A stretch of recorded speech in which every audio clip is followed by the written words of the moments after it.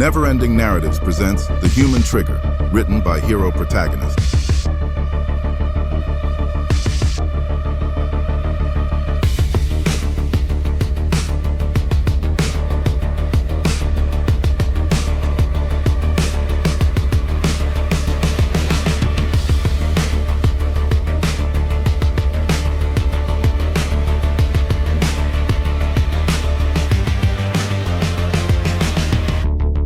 Chapter 1.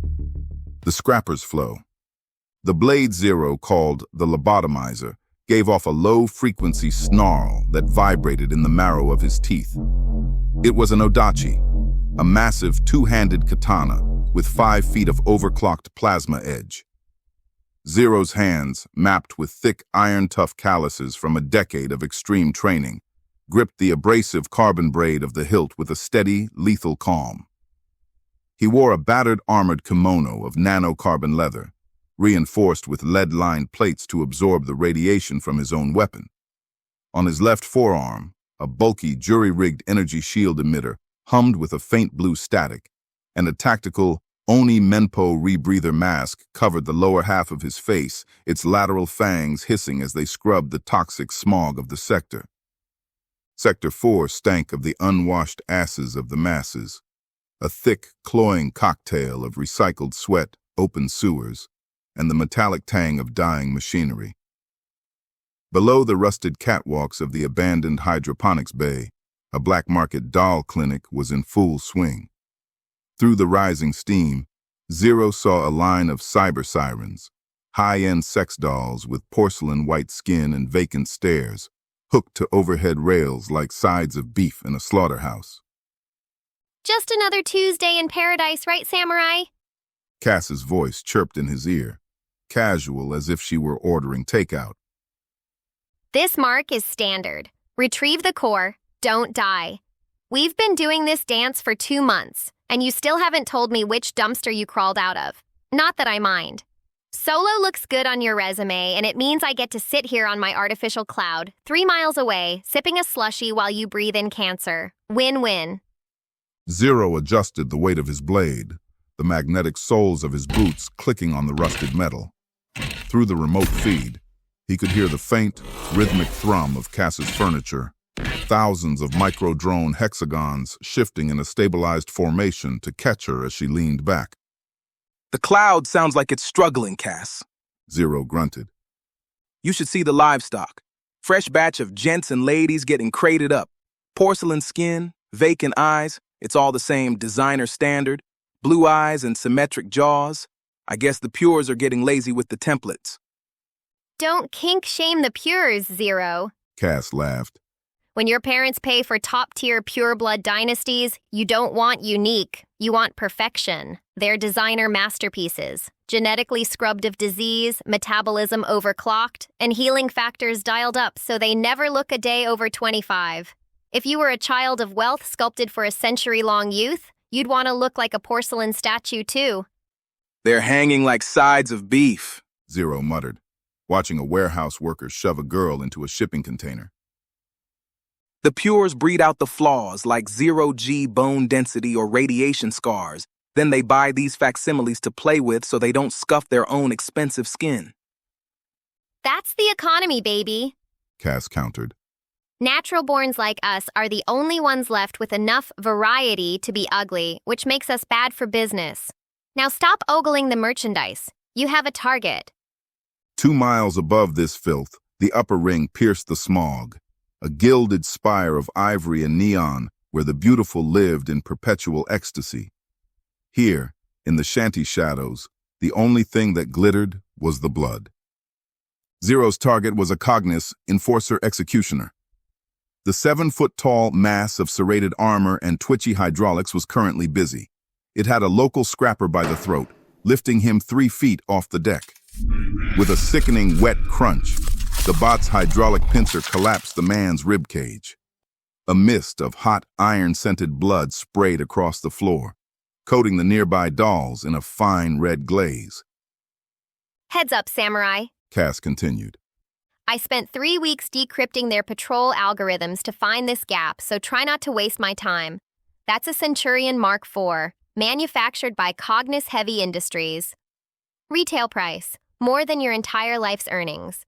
Their firewall is sanctified grade, meaning it phones home to the corporate servers every 0.4 seconds to check if it has permission to kill you. Don't let it make that call. Sanctified grade? Angels don't carry Gatling guns. Zero whispered, tapping his temple where the illegal jack sat. I need to be within 5 meters for the handshake override, close enough to smell the grease. Sanctified means it's soul verified, genius. Cass corrected, her voice dripping with mock patience. It means that hunk of metal has a real-time poor son of a doll somewhere accountable for its actions, probably some gig economy pilot in the upper ring managing 50 bots at once. But you're about to clog that handshake with junk data, aren't you? A logic bomb. It's going to panic the weapon. The pilot screen is just going to show a spinning connection lost wheel while you turn his asset into scrap. Zero was perched on a rusted catwalk 20 feet above the kill zone, the metal grating biting into his knees. Below him, the Centurion's sensors swept the hydroponics bay in a fan of hard light, illuminating the rotting vines and the black sludge bleeding from the walls. The air was thick with humidity and assaulted his nostrils like the breath of a dying engine. Sulfur, rot, and the copper tang of recycled air. Zero tightened his grip on the railing, his knuckles white under the lead-lined gloves. Hopping onto the railing with perfect balance, he peered down at the massive bot. Breathe, sink, drop. He tipped forward, dropping face first into the void. Gravity took the lead, wind whipping his purple locks back like a kinetic contrail. Mid-air, he visualized the local mesh, a chaotic web of RF handshakes tethering the Centurion to the Cognis overmind. He twisted, flipping 180 degrees. He reversed the polarity of the sheath magnets, using the bulkhead's own ferrous skeleton to break his fall with a scream of magnetic resistance. Suspended for a microsecond in the magnetic cushion, he channeled the logic bomb through the sword's straining coils, using the weapon as a broadcast antenna to blast the bot's receiver with a petabyte of recursive junk data. The neural feedback hit him instantly, a copper taste flooding his mouth and a sharp, blinding spike behind his eyes. Zero scowls. Like a fucking ice cream headache. He hit the deck plates with a magnetic thud that shook the dust from the air. Cass replied, You say something? The Centurion swiveled instantly, its single optic eye contracting from search yellow to kill purple. Unauthorized biosig.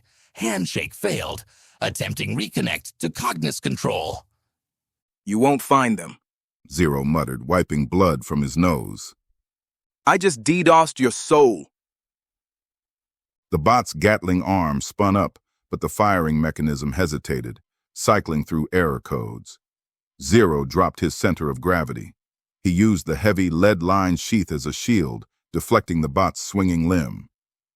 The impact rattled his teeth, the magnetic drag of the bot's frame pulling at the metal of his sheath.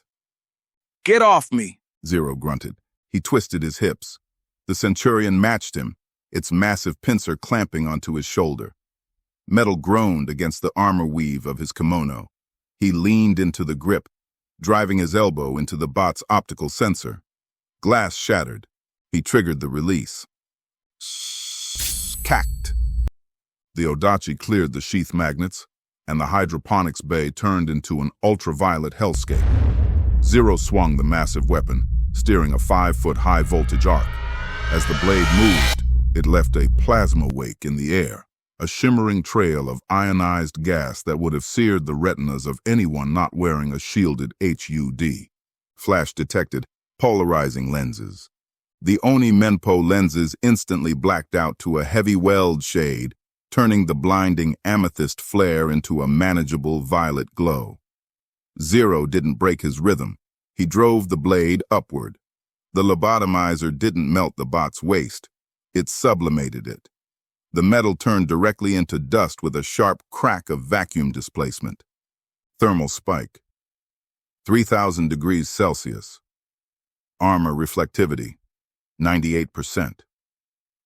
Zero's photoreactive kimono flashed into a blinding chrome-violet mirror, He felt a momentary desert gust against his face, a thermal bloom so intense the deck plates beneath the bot's feet began to slag into liquid mud. But the floor an inch away remained cool and solid. His lead-lined plates drank the radiation before it could blister his skin. Momentum carried him past the ruin. He came up in a crouch, his mask hissing as the rebreather fangs scrubbed the heavy scent of ozone from his lungs. The heat sinks on the hilt glowed an angry orange, venting the bottled sun away from his fingers. The Centurion stood there for a heartbeat, its optic flickering as the logic bomb bricked its higher functions. Then, the top half slid slowly to the left and hit the floor with a wet, metallic thud. Silence rushed back into the corridor, ringing in Zero's deafened ears. Cass! Zero rasped, his voice a low, metallic growl. Tell me you got the money shot. Clean rip. Cass confirmed, her voice crackling over the sound of her sipping a slushie on her artificial cloud. I saw the transfer hit the shell account before the bot even hit the floor. The client wanted stealth, sure, but they also wanted results. And honestly, watching you turn a 1,000,000-credit war machine into scrap metal is way more entertaining than a ghost run. Though, maybe next time, try not to alert the entire sector. Just a thought. If I play it quiet and just steal the objective, the bot stays in one piece, and I leave empty-handed. Zero said, kicking a severed hydraulic joint. But a dead bot is a parts bin. The scrap value on these servos is worth more than the contract. I'm not just here for the mission, Cass. I'm here to strip the carcass. Spoken like a true scavenger. Cass chirped. Escrow released. The funds are already bouncing through 3 shell accounts. Cass continued. But seriously, Zero, a frontal assault? We've been running these ops for 2 months, and you still fight like you have diamond-tier life insurance money to have your most recent memories and skills beamed back to life via orbital link to clone. Zero popped the seal on a stem injector. I'm not looking to become a legacy file, Cass. Besides, the data transfer tax for a soul backup is a scam for people who can't hold a parry. Says the LARPer in goddamn samurai armor. Cass shot back. Zero knelt by the ruined chassis. With a practiced motion, he reached into his tactical pack and whipped out a magnetic tool roll, snapping a hydraulic nutcracker onto the bot's primary housing. The tool whirred with a high-pitched whine, snapping the reinforced corporate bolts like dry twigs. Zero then slid an induction bypass key into the fusion core's port. The core pulsed a final angry orange before the handshake light turned green, surrendering its charge. Core's live? Zero muttered, sliding the glowing cell into a lead-lined containment sleeve. So, are we rich yet? Solvent for 48 hours. Now move. The heat just spiked. We have unknown signatures on long range. Zero sprinted, the violet afterimage of the kill still burning in his eyes. This has been a never-ending narratives production, The Human Trigger, written by hero protagonist. Thank you for listening. New chapters arrive weekly. Stay tuned.